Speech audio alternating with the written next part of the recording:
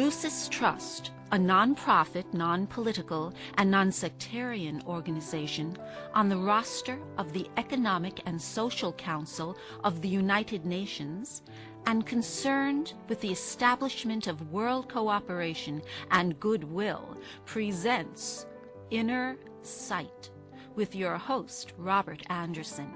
He, with Sarah and Dale McKechnie, President and Vice President of Lucis Trust, will discuss philosophical and spiritual topics essential to everyday life. Now here's your host, Robert Anderson. Hello, ladies and gentlemen. Welcome to Inner Sight.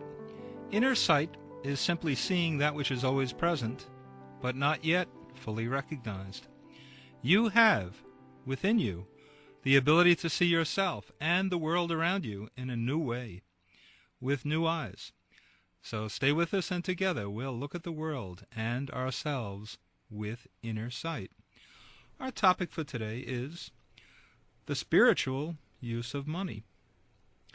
And before I begin, I just would like to give credit to Alice Bailey. Alice Bailey is the founder of the Lucis Trust organization that sponsors this show. And all of the dialogue that you'll hear on this show emanates from the works of Alice Bailey. She wrote 24 volumes of literature, and that's the essence of all that we talk about on this show, as is this thought for today. Just as money has been in the past the instrument of men's selfishness, now it must be the instrument of their goodwill. I always think of money as the symbol of my energy, and I also think that oftentimes we get caught up in valuing money for more or less an intrinsic worth, and probably more appropriate, we should look upon money as something we make as a result of doing something we love, and if we love doing it, then the money will just happen anyway. Why is money so often used for selfish purposes? I'm not sure, but I think one reason might be that people think of it as finite, that there's only so much money available in the world, only so much available to them, and it, I suppose, feeds a sense of scarcity that makes people want to corner the supply of money for themselves and the people they care about, that if you don't grab as much as you can for yourself, there will be it will be taken by everybody else. So it's probably fed by this idea that it's limited, rather than seeing money as a kind of a river of abundance that should pour throughout the world for the meeting of all need everywhere, and that each of us would take what we need, but not feed our greed and our selfishness. Yeah, I often think that money is acquired for selfish purposes because there are so many selfish people in the world, and they're still focused at that level when they are more concerned about what they can acquire than what they can pass on and what they can give and share. And I think it gets right back to a basic attitude of self-centeredness and and greed, as you mentioned. Well, we're certainly seeing all of that played out in an incredibly discouraging way these days, with the revelation of corruption on the part of the accountants, Arthur Anderson and so on, Enron, the scandal.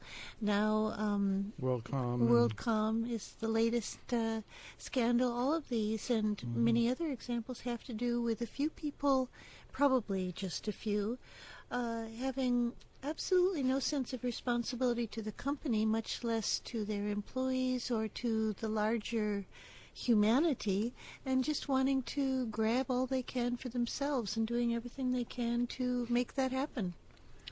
Yeah, and we have to realize what selfishness does, because when selfishness rules one's life, there is a danger of being actually taken over by the impulse, by this being possessed in a way and imprisoned by material things. one may think that he owns all of this money or all of these things, but in fact it's the other way around. I think your stuff owns you. That's right. Yeah, you do. You are owned by all this stuff, by the money, and you can't get away from it until you begin to exercise some detachment within yourself, and you can't be released. It's like being released from a prison when you get the burden of all of these material things off your back. Maybe that's why that fellow I knew years ago kept all his worldly possessions in 2 bags. He could pack everything he owned into 2 suitcases, and maybe that gave him a sense of freedom. I would think so. It was strange, but you could certainly say that he was ready to change his life at the drop of a hat. And I suppose it gave him a sense of liberation from being possessed by stuff. And that's not so preposterous as it sounds. Yeah, I think one of the early tests on the path, as they say, we've talked about the path, discipleship path and path back to God. And one of the early tests on this path concerns the attitude and the handling of money and wealth, because it deals with the most basic sustenance that we have, the money and the material wealth that we accumulate. And if it accumulated for the self, then there may be painful consequences along that path. And these are lessons that have to be worked out. And the corporate managers that you mentioned earlier are just now finding this out. Terrible, painful lessons of accumulated wealth in a selfish way.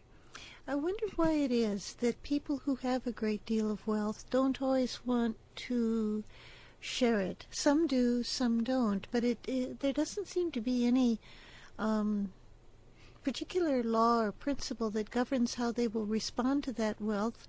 Some people who are very wealthy use it in a way that enables them to benefit and support causes that they believe in.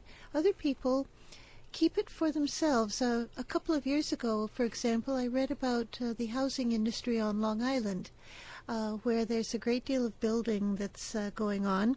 People have a lot of money in this country, and particularly in this part of the country, and are happy to buy these homes on Long Island. And I read about this contractor who said he couldn't make the homes lavish enough, that the more lavish he could furnish them, the better. For example, if he could put in an $8,000 shower head, that really helped the house sell.